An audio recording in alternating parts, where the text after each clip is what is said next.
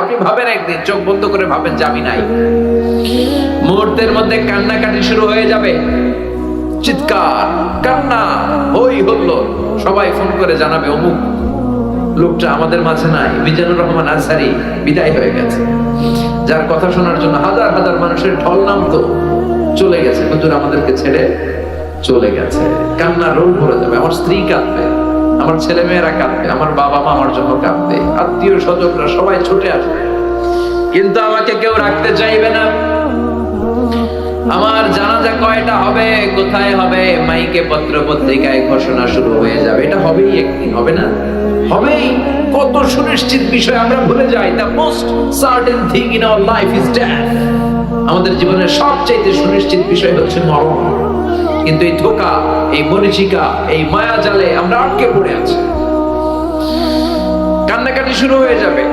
আমার জানাজা কখন হবে অ্যানাউন্সমেন্ট দিয়ে দেওয়া হবে, গোটা দেশ থেকে আমার ভক্তকুলরা আসবে আমাকে শেষ বিদায় দেওয়ার জন্য, আমাকে গোসল দেয়া হবে। কত টাকা দিয়ে আমি আমার গোসলখানাটা বানিয়েছি, আমার শেষ গোসলখানাটা কি আমার গোসলখানায় হবে না, যেখানে লাশ ধোয় ওইখানে নিয়ে যাবে আমাকে, আমাকে নেকেট করা হবে, জামা থাকবে না, গোসল দিয়ে সাদা কাপড় দিয়ে আমাকে পেঁচ দেয়া হবে, তারপর যেখানে আমার জানাজা ওইখানে নিয়ে যাওয়া হবে, হাজার হাজার মানুষের ঢল নামবে, শেষ বিদায়, জানাজা।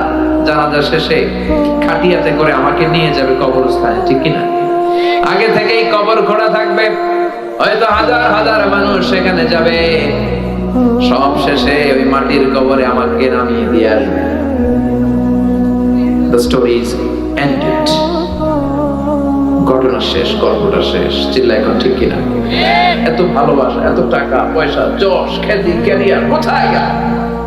রেখে আসা হবে অন্ধকার কবরে, উপরে বাঁশ দিয়ে মাটি চাপা দিয়ে, আর কেউ নাই, অন্ধকার, শুধু অন্ধকার। এই অন্ধকার যেন শেষ হতে চায় না। চিল্লায় বলে ঠিক কিনা? একদিন মাটির ভেতরে হবে ঘরে মন আমার, কেন বন্ধ দালান ঘর? প্রাণ পাখি উড়ে যাবে পিঞ্জর ছেড়ে, ধরা ধামে সবই রবে, তুমি যাবে চলে। বন্ধু বান্ধব যত, মাতা পিতা দ্বারা সুত, সবই হবে তোমার পরে মন আমার, কেন বন্ধ দালান ঘর? একদিন মাটির ভেতরে হবে ঘরে মন আমার, কেন বন্ধ দালান ঘর? একটু যাবেন, একা একা যাবেন, গেলে দেখলে আখিরাতের কথা আপনার স্মরণ হবে। আপনার আব্বার কবরের সামনে যে দাঁড়াবেন, খেয়াল করবেন আজ থেকে 5 বছর আগে বাবার লাশটা কাঁধে তুলে এনে জামা কাপড় কিচ্ছু ছাড়া সাদা কাফন দিয়ে পেঁচিয়ে বাবাকে রেখে আপনি চলে এসেছিলেন। আপনার ছোট্ট ছেলেটা কেঁদেছিল দাদার লাশ দেখে। এই ছেলেটা আজ বড় হতে চলেছে, আপনি ওই দাদার জায়গায় যেতে চলেছেন। কিশোর ছিলেন, যুবক হলেন, বিয়ে করলেন, হয়ে গেলেন স্বামী, সন্তান হলো, মেয়ে হলো একটা, হয়ে গেলেন বাবা। মেয়েকে বিয়ে দিলে হয়ে গেলেন শ্বশুর। ওই মেয়ের আবার একটা মেয়ে হলো, এবার বলছেন না না আপনার চ্যাপ্টার শেষ। দাড়ি পাকতে শুরু করেছে, তাই না? চুল আর দাড়ির শুভ্রতা, বয়সের ভার, this is the circle of life. এটাই জীবন। রং ধরা যৌবন জং ধরে শেষ। আজকের তাগড়া যুবক কালকে কুচু বুড়ো, ঠিক কিনা? একটা লাঠি লাগে, পাকা হয়ে থাকা লাগে। এগুলো দেখেও মানুষের টনক নড়ে না, খালি বলে আমার সব আমার, আমার এলাকা, আমার ক্ষমতা, আমার দাপট, আমার টাকা। সামনে আসলে কোপায়া খায়া হলাম। আসরা নাই? ফেরাউন থেকে শিক্ষা নেওয়া দরকার। সর্দি হয় নাই, কাশি হয় নাই, কোনোদিন জ্বর হয় নাই, ওই ফেরাউনের বাচ্চাও পৃথিবীর বুকে বাঁচতে পারে নাই। চিল্লায় বলেন ঠিক কিনা? পৃথিবীতে কেউ তো স্থায়ী হয় না, হোক না সে ফেরাউন কিবা নমরুদ। কেউ হবে চিরদিন রয় না, কেউ হবে চিরকাল রয় না। পৃথিবীতে কেউ তো স্থায়ী হয় না, হোক না সে ফেরাউন কিবা নমরুদ। কেউ হবে চিরদিন রয় না, কেউ হবে চিরকাল রয় না। চিল্লায় বলেন ঠিক কিনা? থাকবে না। এই ভাবার, এই চিন্তার সময়টুকু কি আমাদের আছে? আমরা এগুলো চিন্তাই করি না। আমরা সবসময় ভাবি ভবিষ্যতের কথা, এটা করব ওইটা করব, কিন্তু চলে যে যেতে হবে এটা আমরা ভাবি না। এজন্য কবরস্থানে যাবেন, কবরস্থানে যে দেখবেন যে শুয়ে আছে, এরা আমার মতো হেঁটে বেড়াতো একদিন পৃথিবীতে, এরা আমার মতো ক্যারিয়ার নিয়ে ভাবতো, এরা আমার মতো ফ্যামিলি টেনশন নিয়ে খুব ব্যস্ত ছিল। বাড়ি ভাড়ার বিল পরিশোধ করতে হবে, গ্যাসের বিল, বিদ্যুৎ বিল, ছেলে মেয়েদের ক্যারিয়ার, এটা সেটা, জমি কিনতে হবে, ব্যাংক ব্যালেন্স, ফ্ল্যাট, কত টেনশন আর কত প্রতিযোগিতা আমাদের মধ্যে। কিন্তু চলে যেতে হবে, চলে গেলে সব শেষ। এজন্য সাইয়েদনা ওমর ফারুক বলতেন, মুতু ক্বাবলা আন তামুতু, মরার আগে নিজে একবার মরো। হাসিবু ক্বাবলা আন তুহাসাবু আলাইকুম, আল্লাহর দরবারে হিসাব দেওয়ার আগে কাগজ কলম নিয়ে নিজের হিসাবটা মিলাও। লম্বা একটা লাইন করেন, ফিরিস্তি করেন, নিজেই কিরামান কাতিবিনের আমল করেন। 1 নাম্বার 2 নাম্বার দিয়ে লিখতে শুরু করে দেন, কি কি ভালো কাজ আমি করেছি যেগুলোর কারণে আমি আল্লাহর কাছে মাফ চাইতে পারি। 1 নাম্বার 2 নাম্বার দিতে দিতে দেখেন কয় নাম্বার যায়। এবার আরেক পৃষ্ঠার মধ্যে কি কি আকাম কুকাম আমরা করলাম, দুনিয়ায় কি কি পাপ করেছে, অন্যায় করেছে, ওইটারও একটা লিস্টি করেন। নিজে যে কত পাপ করছেন নিজে ভালো জানি, ঠিক কিনা? পৃথিবীর কেউ না জানলে আমি কি অন্যায় করছি আমি জানি না। এই জন্য সাইয়েদনা ওমর ফারুক বলতেন, মুতু ক্বাবলা আন তামুতু, মরার আগে নিজে একবার মরো। আল্লাহর দরবারে হিসাব দেওয়ার আগে নিজে একবার হিসাব করো, কি কি পাপ তুমি করেছো। একদিন ভাবেন না, কবরে যান না, একদিন কবরস্থানে যেয়ে দেখেন যে লোকগুলো চলে গেল, বাসায় এসে একবার মরার আগে মরে, শটান হয়ে বিছানায় শুয়ে পড়ে, চোখটা বন্ধ করে, আপনি নাই, কি হবে? সব চলবে কিন্তু আপনি থাকবেন না, ঠিক কিনা? ফ্যামিলির মতো ফ্যামিলি চলবে, স্ত্রী তার সময় কাটাবে, ছেলে মেয়েগুলো ছোট্ট থেকে বড় হবে, দিন গড়িয়ে রাত আসবে, মাস গড়িয়ে বছর আসবে, শীত শেষে গ্রীষ্ম আসবে, বসন্ত আসবে, ঠিক কিনা? চলে যাবে। This is the circle of life. রব্বুল আলামিন সাইয়েদনা ইসরাফিলকে তৈরি করেছেন কেবল 3টা ফুৎকার দেওয়ার জন্য। 3টা ফুৎকারের মধ্য দিয়ে মহাবিশ্বরে শেষ করে দিবে কে? ঠিক যে মুহূর্তে আমরা বসে আছি ওই মুহূর্তেও সাইয়েদনা ইসরাফিল ওই সিংহাটাকে 2 ঠোঁটের মাঝখানে রেখে আল্লাহর আরশের দিকে তাকিয়ে আছে, just waiting for the green signal. অপেক্ষা করছে যে আল্লাহ কখন বলবে যে ফুৎকার দাও। উনি ফুৎকার দিলে সব লন্ডভন্ড হয়ে যাবে, একটা ভয়ঙ্কর আর্থকোয়েক হবে, ভূকম্পনে পৃথিবীর সব টাওয়ার গুলো ভেঙে যাবে, পাহাড়গুলো দুমড়ে মুচড়ে তুলার মতো ধ্বনিত হতে থাকবে, স্যাটেলাইট চ্যানেলগুলো একটার সাথে আরেকটা লেগে খ্যাওস, মানুষগুলো বিক্ষিপ্ত পতঙ্গের মতো নিক্ষিপ্ত হবে, সাগরের পানিতে দাউ দাউ করে আগুন জ্বলবে। ওই সময় যে সমস্ত মহিলারা গর্ভবতী থাকবে, অনেকের পেটের বাচ্চা 3 মাস 4 মাস বয়স, অপরিপক্ক অপরিণত বাচ্চা, এখনো বড় হয় নাই, কিয়ামতের এই বিভীষিকাময় পরিস্থিতি দেখে মুহূর্তের মধ্যে ইনজেকশন পুশ করা ছাড়া, হসপিটালে যাওয়া ছাড়া, ডাক্তারের সহযোগিতা ছাড়া এমনি এমনি ডেলিভারি হয়ে যাবে এক ধাক্কার চোখে। সেই দিনটার নাম আল্লাহ দিয়েছে আল কারিয়া। চিল্লায় বলেন কিনা? আল কারিয়া। সেই ভয়ঙ্কর দিন, সেদিন কেউ কাউরে চিনবে না।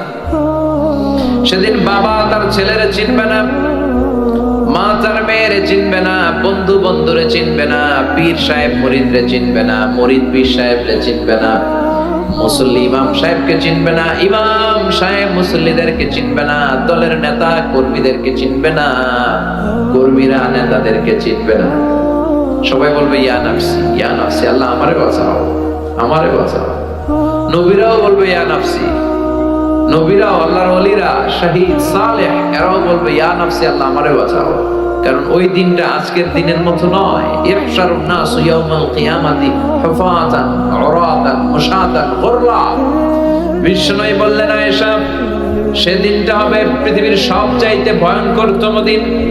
মানুষগুলো উলঙ্গ হয়ে দাঁড়াবে, কারো গায়ে কোনো জামা নাই, পায়ের মধ্যে জুতা নাই, পেটের মধ্যে দানা পানি নাই, কোনো গাড়ি নাই, ঘোড়া নাই, ট্রেন নাই, কিচ্ছু নাই, মানুষগুলো উলঙ্গ হয়ে দাঁড়াবে। বিশ্বনবীর কথা শুনে মা আয়েশা বললেন, নবী সবাই যদি উলঙ্গ হয়ে দাঁড়ায় তাহলে কি লজ্জা লাগবে না? Don't they feel any shy, don't they feel any shame? নারী পুরুষ ছোট বড় সবাই naked, everyone is completely naked, they don't belong any garments, any dress in their body, তাদের দেহে কোনো পোশাক নাই। নবী গো, তাহলে কি লজ্জা লাগবে না? বিশ্বনবী বললেন, আয়েশা তুমি লজ্জার চিন্তা করো, সেদিন তো মানুষ পাগল হয়ে যাবে। পুরো জমিনটাকে কাআন সাফসাফা, লেভেল প্লেইং ফিল্ড, লা তারা ফিহা আওয়াজা ওয়ালা আমতা, কোনো উঁচু নিচু নাই। দ্বিপ্রহরের সূর্যটা মাথার কাছে চলে আসবে, সূর্যের তাপে মাথার মগজগুলো গলে গলে নাকের ছিদ্র আর কানের ছিদ্র দিয়ে বেয়ে বেয়ে টপ টপ করে নিচে পড়বে। মানুষ নিজের ঘামের পানিতে আর চোখের পানিতে নিজেই সাঁতরাবে। পেটে কোনো দানা পানি নাই, তৃষ্ণার্ত, ক্ষুধার্ত, ক্লান্ত, শ্রান্ত, পেরেশান, সবার মুখে একটাই চিৎকার, ইয়া নাফসি ইয়া নাফসি, আল্লাহ আমারে বাঁচাও, আল্লাহ আমারে বাঁচাও। আল্লাহ এই কঠিন দিনে তোমার আরশের নিচে আমাদেরকে ছায়া দেওয়ার ব্যবস্থা করে দিও। সেটা কিয়ামতের কথা বলেই তোমাদেরকে একটা রিমাইন্ডার দেই, তোমরা কিন্তু আজীবনের জন্য পৃথিবীতে থাকতে আসো নাই। রব্বুল আলামিন বলেন, আলহাকুমুত তাকাসুরু হাত্তা যুরতুমুল মাকাবির, দুনিয়ার লোভ লালসা কখনো তোমাদের কমবে না যতক্ষণ না তোমরা কবরের মাটিতে ঢুকো। কার কথা? Unlimited human demand. আল্লাহ বললেন, আলহাকুমুত তাকাসুর, বেশি বেশি চাওয়া, বেশি বেশি পাওয়া, অন্যের চেয়ে কেমনি নিজে বেশি অর্জন করা যায়, এটার কম্পিটিশন, এটার প্রতিযোগিতা তোমাদেরকে পাগল বানিয়ে রেখেছে। কবরের মাটিতে ঢোকার আগ পর্যন্ত তোমাদের এই পাগলামি আর গাফলতি থামবে না। চিল্লায় বলেন ঠিক কি না? দেখেন, আমরা এই মরিচিকা, পুরো জীবনটা হচ্ছে একটা ধোঁকা, একটা মায়াজাল, একটা মরিচিকা, আজ আছি কাল নাই, তাই না? মরে গেলে সব শেষ, আজ মরলে কাল দুদিন। এই ধোঁকার মধ্যে আমরা পড়ে আছি, মরে যে যাবো এটা ভাবার সময়টাও আমাদের নাই। শুধু কম্পিটিশন, প্রতিযোগিতার বাজারে আমরা নেমেছি, কার চেয়ে কে বেশি। ওর 2 তালা আছে তো আমার 3 তালা করা লাগবে। ও যে তাহাজ্জুদ পড়ে, আমারও তাহাজ্জুদ পড়া দরকার, ওই টেনশন নাই। একটার পর একটা, যার সাইকেল আছে সে খালি হুন্ডা চায়, যার হুন্ডা আছে ও প্রাইভেট কার চায়। মনে করে ওইটার মধ্যে সুখ। প্রাইভেট কার হয়ে গেলে এবার হেলিকপ্টার চায়, হেলিকপ্টার হইলে এবার এরোপ্লেন চায়, আছে না নাই? চেয়ারম্যান হয়েছে তো এমপি হতে চায়, এমপি হয়েছে মন্ত্রী হতে চায়, আছে না নাই? মন্ত্রী হয়েছে এবার প্রধানমন্ত্রী হতে চায়। এজন্য যার আছে বেশি চায়ও বেশি। এজন্য আল্লাহ বললেন, আলহাকুমুত তাকাসুরু হাত্তা যুরতুমুল মাকাবির, দুনিয়ার লোভ লালসা, অতিরিক্ত কামানোর ইচ্ছা তোমাদেরকে একেবারেই গাফিল বানিয়ে দিয়েছে। খালি আরো লাগবে, আরো লাগবে, আরো কামাতে হবে। ছুটছি আমরা, অসময়ের প্রতিযোগিতা, টাওয়ার বানানোর প্রতিযোগিতা, আছে না নাই? বিশ্বনবী বললেন, কিয়ামতের আগে আনতারাল হাফাতাল উরাতাল আলাতা রিয়াশা ইয়াতাতাওয়ালুনা ফিল বুনিয়ান, কিয়ামতের আগে এমন কিছু লোক যাদের গায়ে দেওয়ার মতো কোনো জামা ছিল না, পায়ে দেওয়ার মতো জুতা ছিল না, তারা ছিল রাখাল। এলাকার সব চাইতে গরিব মানুষ হঠাৎ করে হু হু করে তারা ধনী হয়ে যাবে। বিশাল প্রতিযোগিতা শুরু করবে টাওয়ার বানানোর, বিল্ডিং বানানোর, আশা নাই? গোটা বিশ্বব্যাপী এখন এই টাওয়ার বানানোর প্রতিযোগিতা। পৃথিবীর সবচাইতে বড় যে টাওয়ারটা হতে যাচ্ছে জেদ্দাতে, এটার নাম কিংডম টাওয়ার। এটা 1000 মিটার উঁচু, 170 তলা হবে এটা উচ্চতায়। এরপরে যেটা আছে ওটার নাম হচ্ছে Burj Al Khalifa. Still now it's the tallest building in the world. এখন এটা সবচেয়ে উঁচু হিসেবে কনসিডার করা হয়। এটা 828 মিটার উঁচু, খুব সম্ভব 828 মিটার। আর এটা 163 তলা। কয় তলা? 163 তলা। এটার লিফট আছে, আপনার 30 সেকেন্ডের কম সময় টান দিয়ে 90 তলা নিয়ে যাবেন। সুবহানাল্লাহ কইতে পারলেন না? তাইওয়ানে একটা আছে, দি টাইপেডাং 101, লিখবেন গুগল সার্চ বক্সে টাইপেডাং 101, 101 তলা, দেখবেন কি বিশাল বড় টাওয়ার। চীনে আছে সাংহাই টাওয়ার। কাবা ঘরের পাশে একটা আছে জমজম টাওয়ার, মক্কার রয়্যাল ক্লক টাওয়ার বলে। মিজান হতে দেখে এসেছেন এবার, 120 তলা উঁচু বিশাল টাওয়ার। কুয়ালালামপুরে একটা আছে দি প্যাট্রোনাস টুইন টাওয়ার। কিয়ামতের দিন আল্লাহ যখন পৃথিবীটার একটা ঝাঁকুনি মারবে, একটা ঝাঁকুনি যখন দিবে, এই টাওয়ার একটাও টিকবে? চিল্লায় বলেন টিকবে? ইদা যুলজিলাতিল আরদু জিলজালাহা ওয়া আখরাজাতিল আরদু আসফালাহা। আল্লাহ যখন পৃথিবীটাকে ধরে কাঁপিয়ে দিবে, সব টাওয়ার গুলো ভেঙে খান হয়ে যাবে, ঠিক কি না? এতে টাওয়ার বানানোর প্রতিযোগিতা, বিল্ডিং বানানোর প্রতিযোগিতা গোটা বিশ্বব্যাপী। কার চেয়ে বড় টাওয়ার কে বানাতে পারে, কার চেয়ে কে বেশি ধনী হতে পারে। রব্বুল আলামিন বলেন আল্লাহকুমুত তাকাসুরু হাত্তা যুরতুমুল মাকাবির। দুনিয়ার লোভ লালসা তোমাদেরকে গাফেল বানিয়ে দিয়েছে। তোমাদের এই গাফলতি, তোমাদের এই অবহেলা, তোমাদের এই লোভ কোনোদিন থামবে না যতক্ষণ না তোমরা কবরের বাড়িতে ঢুকো। কার কথা? কবরে ঢোকার আগ পর্যন্ত আমাদের এই গাফলতি কমবে? চিল্লায় বলেন কমবে? কবরে ঢোকার আগ পর্যন্ত আমাদের এই গাফলতি কমবে না। ইসলাম অর্থ উপার্জনে নিষেধ করে না। অর্থ আপনি উপার্জন করতে পারেন, কিন্তু অর্থের লোভ অন্তরে স্থান দেওয়া যাবে না। অন্তরে স্থান থাকতে হবে একজনের। চিল্লায় বলেন তিনি কে? অন্তরে ভয় থাকবে কার? যাদের হৃদয়ে আছে আল্লাহর ভয়, তারা কবু পথ ভুলে যায় না। আল্লাহর প্রেম ছাড়াই দুনিয়া কারো কাছে কোনো কিছু চায় না। রাতের আধারে যারা সেজদাতে রয়, দু চোখের স্রোতে নদী যেন বয়। ছলনার হাতছানি যতই আসুক, পেছনে ফিরেও সে তাকায় না। যাদের হৃদয়ে আছে আল্লাহর ভয়, তারা কবু পথ ভুলে যায় না। আল্লাহর প্রেম ছাড়াই দুনিয়া কারো কাছে কোনো কিছু চাই না, কারো কাছে কোনো কিছু চাই না। চিল্লায় বলেন ঠিক কিনা? এজন্য অন্তরের ভেতরে অর্থকে স্থান দেয়া যাবে না। অর্থ ছাড়া, টাকা ছাড়া, পয়সা ছাড়া দুনিয়ায় চলা যায় না। এটা হাতের মধ্যে রেখে দিতে হবে, কিন্তু অন্তরে বসাইতে হবে একজনের ভয়। তিনি কে? আল্লাহর ভয় বসাতে হবে অন্তর। এজন্য দুনিয়াটা এটা ক্ষণিকের দুনিয়া। দুনিয়ার উদাহরণ হচ্ছে 3টা লাশ আর 4টা স্বর্ণের টুকরার মতো। 3টা লাশ আর স্বর্ণের টুকরা 4টা। আওয়াজ করে বলেন লাশ কয়টা? স্বর্ণের টুকরা কয়টা? লাশ কয়টা? আর স্বর্ণের টুকরা? বনি ইসরায়েলের সময়ে 3 বন্ধু কর্মসংস্থানের জন্য বেরিয়েছে, তারা কাজ করবে। পথিমধ্যে তারা গুপ্তধন পেয়েছে। কি গুপ্তধন? 4টা বড় বড় স্বর্ণের চাকা পেয়ে 3 বন্ধু তো মহা খুশি। পাইছি, এমন জিনিস পাইছি আজীবন খাইলেও শেষ হবে না। তো 3 বন্ধু বলে স্বর্ণের চাকাগুলোকে আমরা ভাগাভাগি করে নিব। তার আগে এক কাজ করি, প্রচন্ড ক্ষুধা লেগেছে। একজনের পাঠাইছে তুই বাজারে যা, বাজারে গিয়ে কিছু রুটি কিনে নিয়ে আয়। ওই রুটিগুলো ভাগ করে আমরা খাই, তারপরে স্বর্ণ ভাগাভাগি করবো। তো ওরে রুটি আনতে পাঠিয়ে 2 বন্ধু প্ল্যান করতেছে এক কাজ করি, যেটারে রুটি আনতে পাঠাইলাম ওটা যদি মাইরা ফেলতে পারি তাহলে তো আর ভাগাভাগির কোনো ঝামেলা নাই। আমরা 2 জন স্বর্ণের চাকা 2টা, 4টা, তুই পাবি 2টা, আমি পাবো 2টা। আর যেটা রুটি আনতে গেছে ওইটা মনে মনে ভাবে রুটির মধ্যে যদি 20 মাখাই নিতে পারি। কি মাখায়া? 20। তাহলে তো এই 2টা খাইয়া শেষ, 4টাই আমার। সে 20 মাখায় নিয়ে আসছে, আর এই 2 জন মিলে ওইটারে ধইরা মাইরা শেষ, ভর্তা বানায় ফেলছে। এবার 2 জন বলে ওইটার মারতে অনেক কষ্ট হয়েছে, একটা কাজ করি আগে রুটি খাইয়া লই, তারপরে আমরা ভাগ করবো। তুই নিবি 2টা, আমি নেব 2টা। ব্যাগের ভেতর থেকে রুটি খাইয়া এই 2টাও শেষ, এই 2টাও নাই। 3টা লাশ পড়ে আছে আর 4টা স্বর্ণের টুকরা পড়ে আছে। এটাই হচ্ছে দুনিয়া। চিৎকার করে বলেন ঠিক কিনা? এই দুনিয়া এমন দুনিয়া, এই দুনিয়ায় কেউ থাকতে আসে নাই, সবাই চলে যাবে। দাদা চলে গেল, বাবা চলে গেল, আপনি বোধহয় যাবেন না। যাবেন? আপনি যাওয়া লাগবে না? চলে যাওয়া লাগবে। আপনার ছেলেটা বোধহয় যাবে না, না?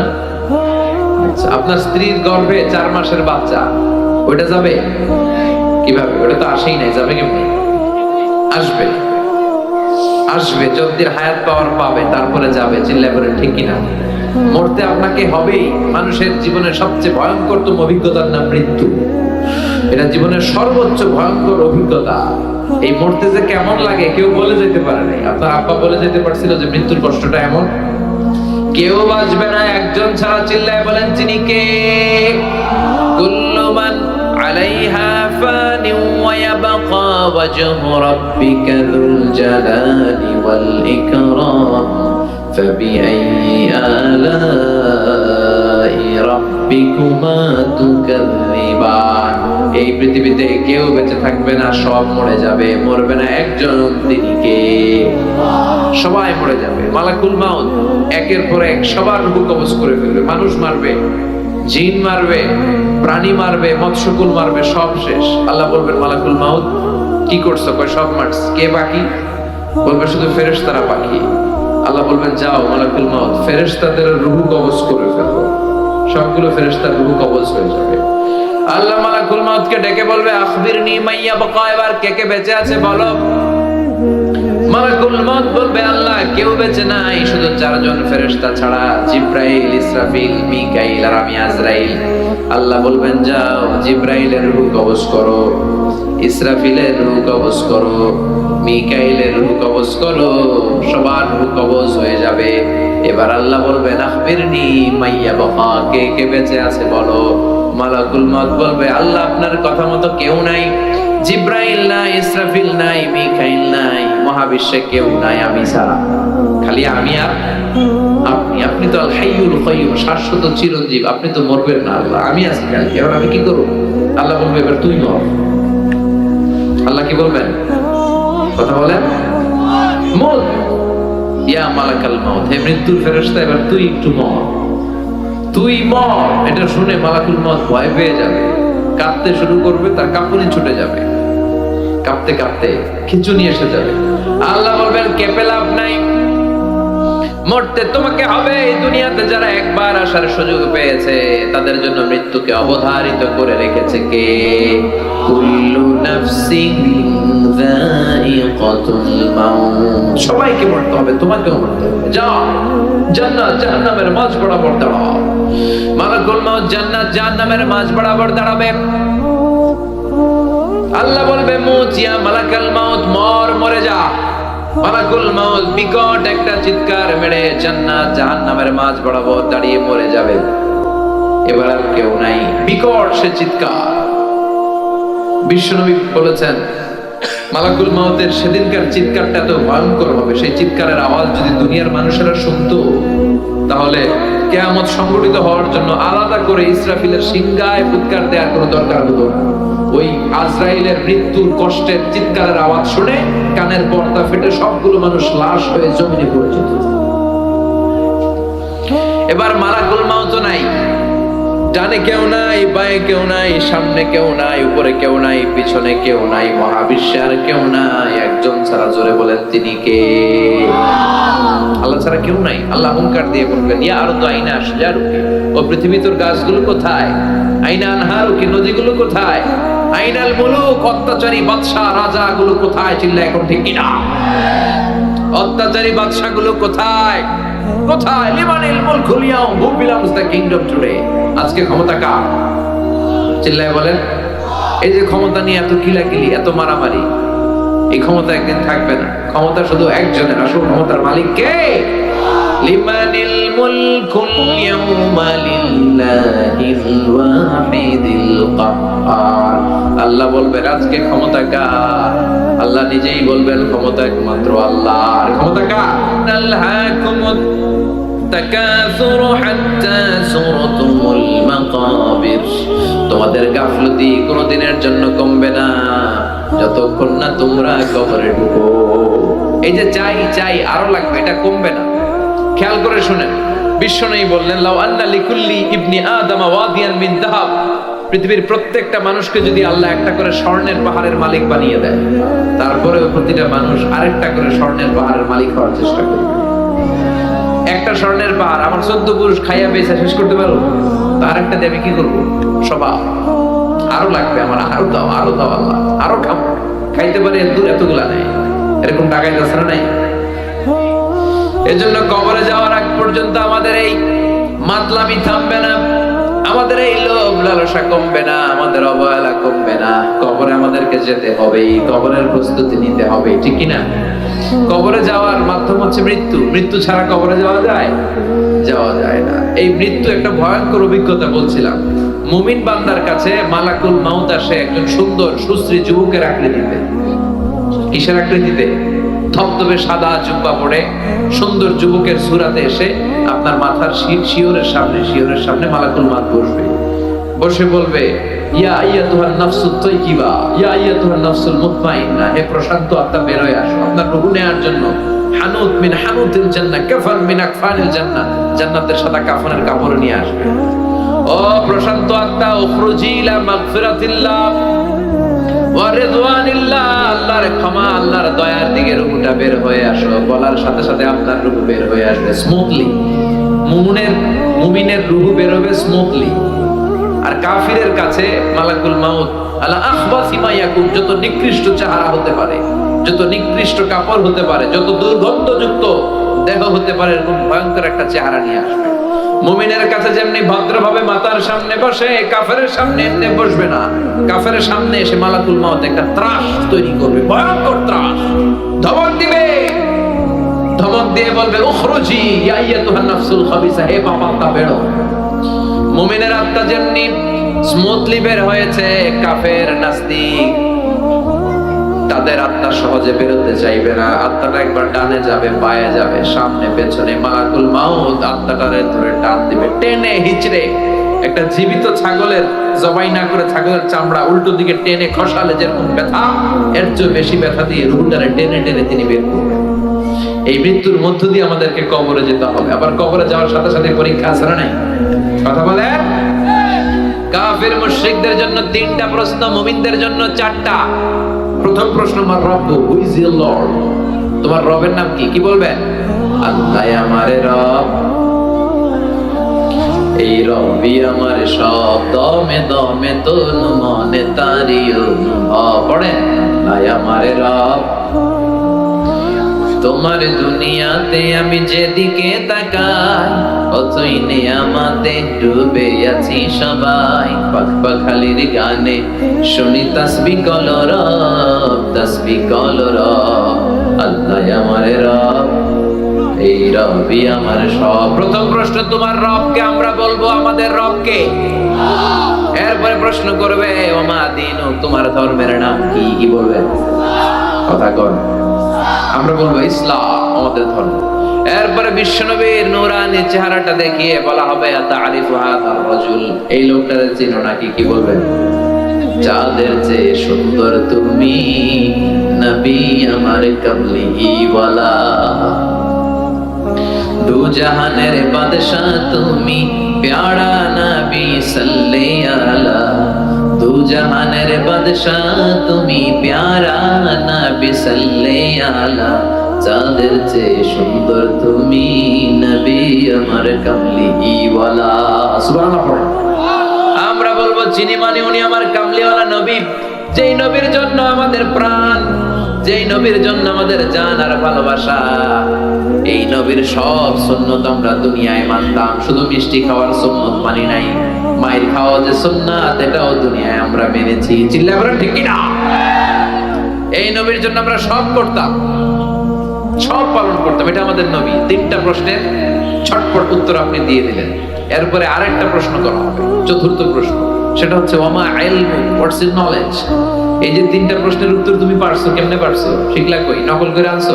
ফেরেশতারা বলবে কেমন করে 3টা প্রশ্নের উত্তর জানলা? নকল করেছো নাকি? কোত্থেকে শিখলা? What's the source of your knowledge? আপনাকে বলতে হবে আমি কোরআন থেকে জেনেছি, হাদিস থেকে জেনেছি, তা না হলে কোনো মুক্তির উপায় নাই। চিল্লায় বলেন ঠিক কি না? ওইটাও যখন বলতে পারবেন, তারা বলবে খোশ আমদেদ, কংগ্রাচুলেশন, সুস্বাগত, মাহলান ওয়া সাহলান, তোমার খুশ নসিব, সুস্বাগতম বলে তারা আপনাকে জড়িয়ে নেবে। আর ইলবাসু মিন লিবাসি আহলিল জান্নাহ, জান্নাতের একটা চমৎকার পোশাক পরিয়ে দেয়া হবে। ইউফাসসাহু লাহু কবরুহু 70 দিরাআন, আপনার কবরটারে 70 হাত লম্বা করে দেয়া হবে। ইফতাহু লাহু বাবুন ইলাল জান্নাহ, আপনার কবরের সাথে জান্নাতের একটা দরজার কানেকশন দেয়া হবে। এরপর ফেরেশতারা বলবে নাম কানাউমিল আরুস, ঘুমাও, you should get some sleep, you are very tired man, অনেক টায়ার্ড, অনেক ধকল গিয়েছে, এবার একটু ঘুমাও। কানাউমিল আরুস, বাসর রাতে বর যেমনি কনেকে নিয়ে শান্তিরে ঘুম দেয়, কনে আর বর যেমনি ঘুমায়, ওরকম আরামের ঘুম দাও। ইসরাফিলের শিঙ্গার ফুৎকার ছাড়া কেউ তোমার ঘুম ভাঙাবে না। সুবহানাল্লাহ। আর কাফির মুশরিক, ওদের কাছেও ফেরেশতারা আসে, মালাকান আসওয়াদান আজরাকান, কৃষ্ণ বর্ণের নীলাভ চোখ। আমাদের কাছে আসবে সুন্দর আকৃতিতে, ওদের কাছে আসবে কৃষ্ণ বর্ণের কালো, নীলাভ চোখ, নীল দুটো চোখ। এসেই বলবে বল মার রব্বুক, তোর রবের নাম কি? কয় জানি না, লা আদ্রি। হাদিসের ভাষায় এসেছে লা আদ্রি, আমি জানি। সব খায়া ফেলাইছি, ভুলে গেছি। লাদ্রি জানি না রবের নাম কি, কয় রব আবার কি। 2 নাম্বার প্রশ্ন, আমাদিন উত্তর ধর্মের নাম কি, কয় লাদ্রি জানি না। ফেরেশতারা বলবে তার আরেকটা প্রশ্ন বাকি, এরপরে তোরা জানাই দিছি। 3 নম্বরে বলা হবে আচ্ছা আরিফু মান হাদার রাজুল, দেখতো এই লোকটারে চেনা যায় কিনা, কয় জানি না। কুনতু আকুলু মা ইয়াকুলু রাজুল, লোকজন যা বলতো আমিও বলতাম, লোকজন ওনারে গালি দিত আমিও গালি দিতাম, লোকজন ওনার বিরুদ্ধে ব্লগে লিখতো আমিও লাইক দিতাম, আছে না নাই? ওনার ফ্যামিলির জীবন নিয়ে, পারিবারিক জীবন নিয়ে লোকজন কটু কথা বলতো, আমি ওনার বিরুদ্ধে কার্টুন আঁকতাম। এরকম টাকা বাংলার জমিনে আছে না নাই? ওনার সম্মানে আমরা আঘাত দিতাম। বিশ্বনবীর সম্মানে আঘাত দিলে ওইটা কোনো মুমিন সহ্য করতে পারে না। বিশ্বনবী, কোরআন, ইসলাম এগুলো আমাদের কাছে মহাদামি, কারণ বিশ্বনবীর সুপারিশ ছাড়া আমি তো জান্নাতে যেতে পারবো না। তাই ওই নবীর বিরুদ্ধে কথা বললে ওরা ছাড় দেওয়া হবে না, চিল্লা এখন ঠিক কিনা?